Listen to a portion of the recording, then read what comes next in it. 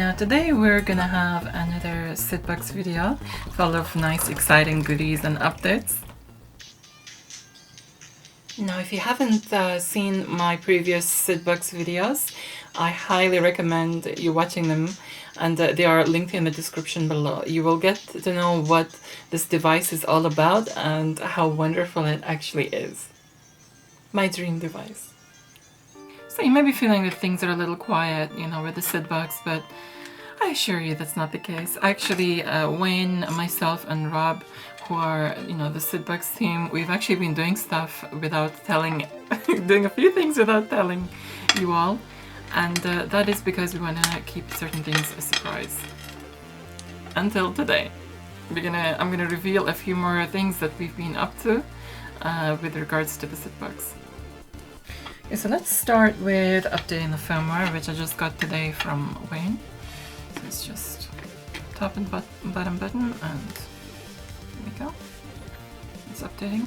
Right, so basically the reason why this is a little delayed, you know, the Kickstarter, we were hoping to have the Kickstarter done by Christmas, but the problem was the plastics company. Wayne is struggling to find one. However, he's managed to find, you know, the electronics company to do the PCB boards and you know, the other stuff. It's just the only thing is a plastics company, which is, you know, for the cases.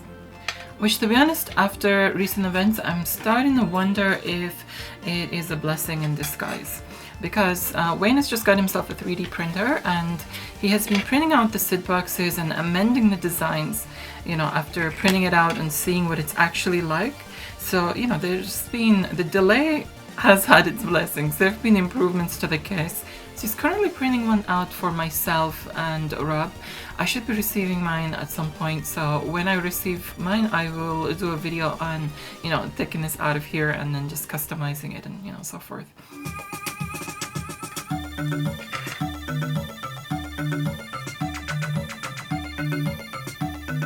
Now, there's a lot of refining going on with regards to this. I mean, there's a lot of bug fixes and things, so, you know, in a sort of way that the later it is, the more refined this thing is going to be, because Wayne is working hard on this literally almost every day. You know, we speak to him every day in our group chat, and so he is always, you know, telling us, oh, we've got this, I've sorted this out, I've squished this bug, so forth, and is always like throwing hex files at us.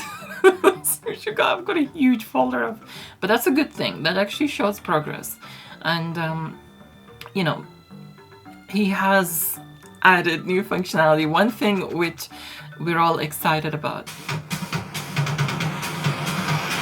Surprise!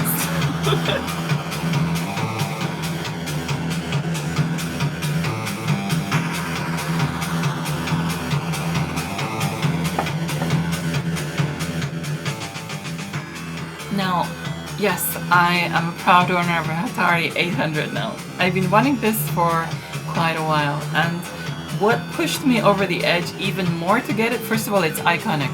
Secondly, what pushed me over the edge to get it is the Poki chip. Because, you know, if you know me well, you will know that the sound chip on computers is what really pulls me in. This is actually playing a Poki file from this. This is exactly what it would sound like on the real thing. Impressive, huh? I have to say the Amiga Spala chip and the Commodore 64 SID chip are my favorites, and they'll always be my favorites. I cannot compare between those two, you know, because they're so different and they complement each other. However, the Poki has now become a very close second to them. In fact, I think I will go as far as saying these three sound chips, the Paula, the SID, and the Poki, are my three favorite sound chips from the computer world.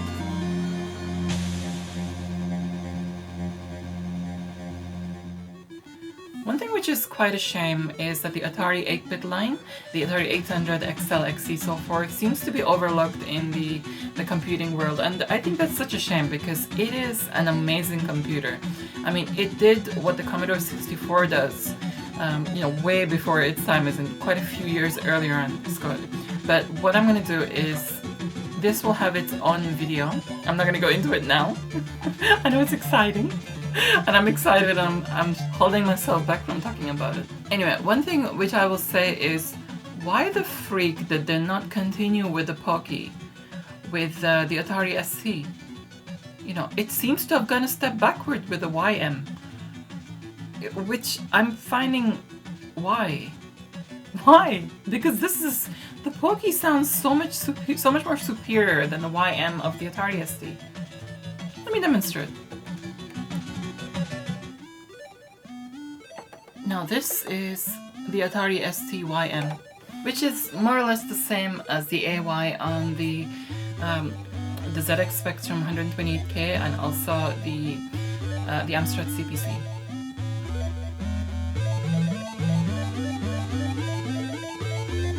As you can see, it's much more simplistic than the Pocky chip. The Pocky chip has actually got some weight and some beef to it. It's just, yeah, it's just so much more body to the music. No, I don't get it. Why did they take a step backwards?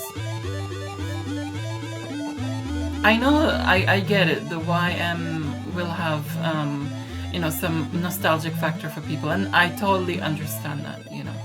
But, you know, technically speaking, Pocky is way better. It sounds way better. And that's what attracts me to the Atari 8-bit line more than the ST. Even though, you know, I think the ST, I'm still curious about it. It's still like, you know, but of course I'm an Amiga person. I'm a strong Amiga person, but that doesn't mean I hate the ST.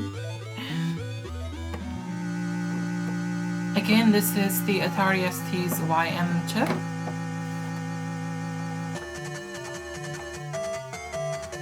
I mean, it's nice, it's pleasant, but it's just, compared to the Pocky, it just, I don't know, it just doesn't have the substance. It's sort of, yeah, it does the job kind of thing, you know. I'm sorry, I don't want to offend anyone here, but, you know, it's just what I'm hearing.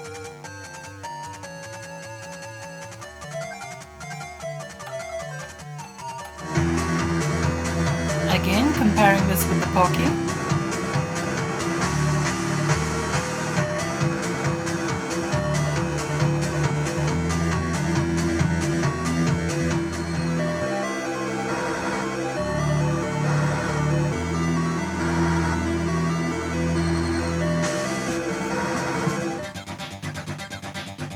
I mean, come on. The Pocky sounds amazing. Do you know the bass line of it? The bass line of the Pocky actually reminds me a little of the 2600 sounds, except it's like 2600 sounds the TIA chip, but on steroids. And I kind of find that quite cool. The bass line, the bass is funky on the Pocky chip. Since I did my Spectrum computer series, many of you have been very curious about my intro and how I've made it. One of you have accused it of being fake. But I told people that, okay, it's a surprise. I will show you exactly what I did later on. And yeah, this is it. I want to show you exactly how I did that. So unfortunately, just to do the image conversion to Spectrum, the only way I can see is using Windows. I'm reduced to using Windows freaking 10, which I regret upgrading from Windows 7. Actually, the best ones, well, the lesser of the evils are Windows XP and Windows 7. Windows 10 I cannot stand. Anyway, so we use the software img to spec, image to Spectrum kind of thing. I also need a new laptop because this one's freaking chug-a-lug, and I need a more powerful one. Okay, so first things first, let's choose the image which I want to convert. I thought, actually first things first, let's load the workspace. I saved the workspace in my USB flash drive, so just open that. Yeah, you can basically just add, the modifiers and these. And they will add on here whichever ones you choose to add or remove, and you can just save the workspace and it'll be fine. So let's load the image, which is here. Wow, that doesn't look good. Hold on. Yeah, so this here is the original image, and that's modified here, and this is what it would look like on the Spectrum. So yeah, of course it doesn't look so good, so let's change a few things. So contrast modifier, let's just change that a bit.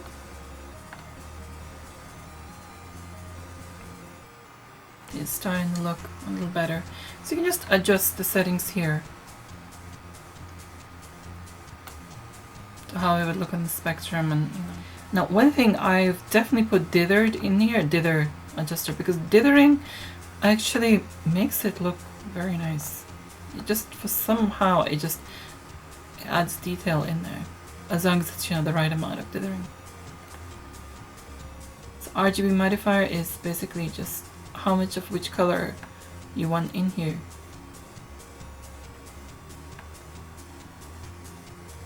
I don't know. I don't want to look like a conjunctivitis here. Freaking pink eye. Red eye. So let's... I've had conjunctivitis. Oh my god, it's so nasty. Okay, I think I'm happy with that. I mean, it looks alright. It's got enough color in it. It doesn't look too washed out. Makes me look like I've got purple eyeshadow as well. Okay, let's save this. What I'm going to do is just export as SCR. So now all we need to do is just put the file on the SD card for the SIDbox. Okay, let's just hope the SD cartridge on this stupid freaking laptop works, because sometimes it does not. So I've copied the image file to the SD card. Now this is another function Wayne has recently added to the SIDbox, and that is that it can open ZX Spectrum SCR files.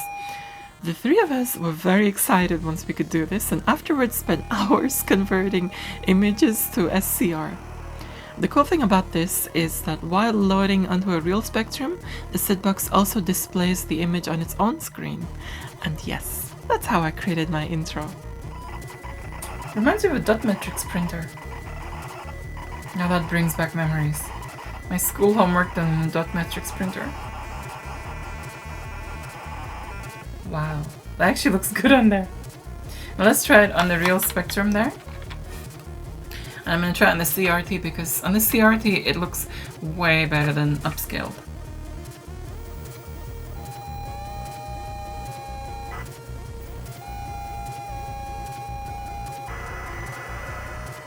Kind of nice, it looks like a negative at the beginning.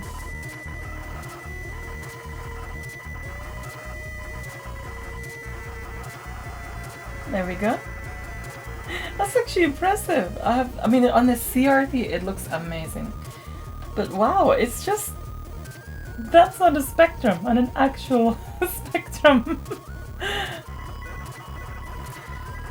And this is Rob's logo of his podcast. The Nostalgia Road Trip. It actually looks really nice. And of course Wayne's logo.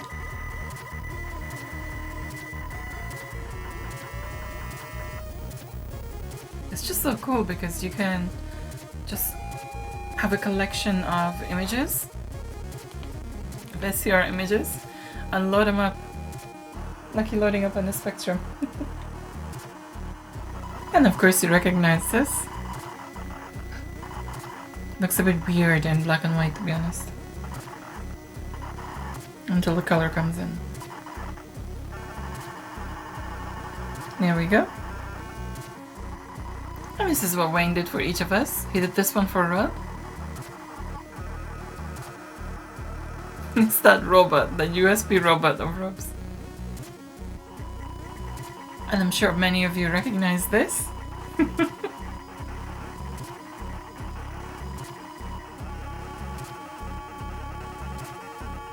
That's so nice. And last but not least, Wayne's own logo. Electron skip.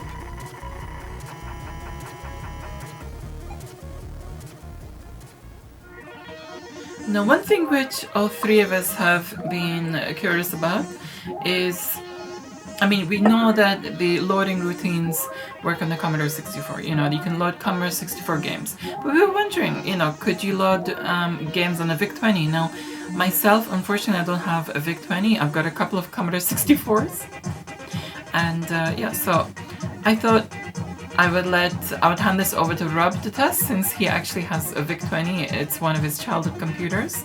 So here, I'll hand it over to Rob. Hey Maddie and everybody at home watching this. I'm Robert. I'm also known as Lambda Calculus everywhere on the interwebs, and I am a member of the SIDbox team along with Maddie and Wayne. And today I want to show you something really cool and awesome. This is my Commodore VIC-20. This is an NTSC model, and this is also too, like, not the same one, but this is my childhood computer. This is the first computer that my family ever had. I was around like 2 years old when this came into my life. And it's like, you know, the ultimate game changer, of course. You know, look at me now. I'm just some crazy maniac online talking about this stuff, and I love it. Anyway, what I want to show today is a little something interesting with the VIC-20. But before that, I'm going to show you very quickly what I've got here. We have a 16K RAM cartridge. We have a Neelix adapter, which is connected to the SIDbox. And little Neelix's job is to convert, you know, audio to digital signal for tape files, which I'm going to load off of here, and I'm going to show that off. Now, as I believe Maddie had demonstrated before, we did ZX Spectrum and I believe C64 tape files off of SIDbox. So that got me wondering, would it work with the VIC-20? Because as far as I know, most of Commodore's old machines, the PET, the VIC-20, and the C64, they all have the similar dataset connector, so Neelix will work perfect. But this is probably not 100%, and I'm only speculating here. As far as I understand, the tape, like the tapes themselves, are compatible with one another. Like a C64 could probably read a VIC tape, but obviously not load its program data because, you know, different hardware architecture and all that. But it made me wonder if, you know, this compatible device would load VIC-20 tapes off of the SIDbox. So we're going to find that out right now. So what we're going to do here is we're going to load a simple one first. All right, and just make sure to do this first. So the idea is that for the VIC-20, you got to set it to inverted audio, and you can leave the other settings correct. And normal audio is good for C64, but you need inverted for the VIC. So load it, and let's watch it run. And as you can see, it's being transmitted. And this is a very small program that I wrote. It's a very tiny basic program just to give it a test. But you can see very quickly that loading, and it looks like it found something. And now we're going to see the last of it load.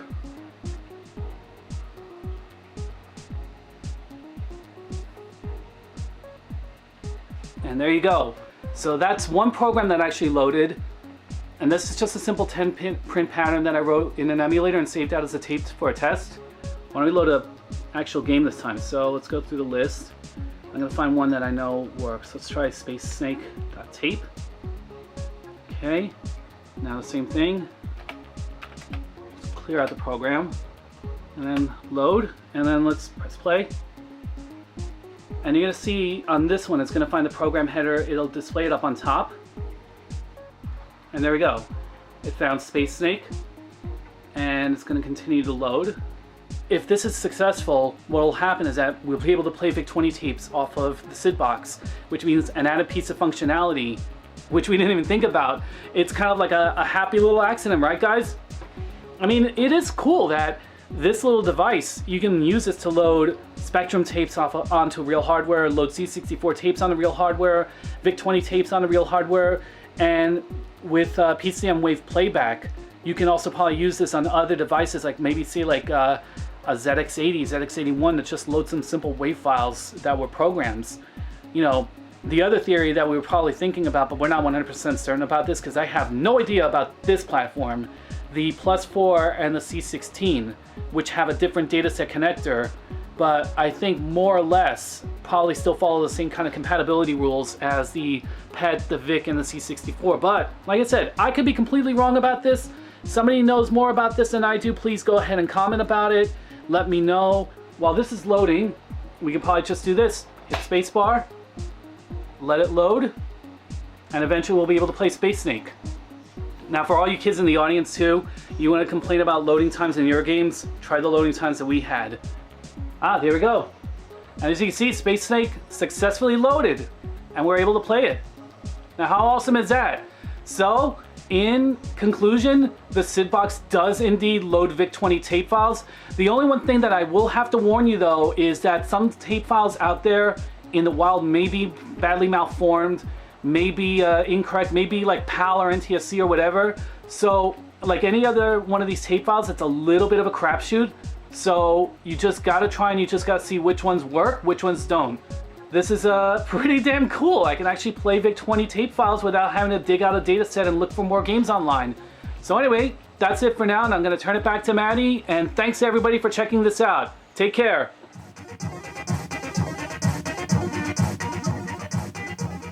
Thank you so much, Rob. It's really nice to know that it actually works on the VIC-20. I'm also curious to see if it works on the +4 or C16. However, yeah, neither of us have these computers. I wish to say thanks so much for watching.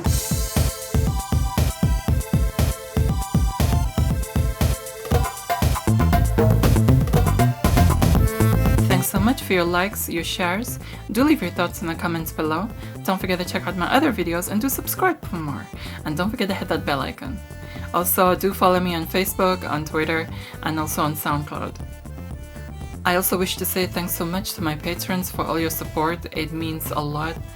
And if you wish to see my patrons' websites or YouTube channels, they are linked in the description below. For now, I will say adios!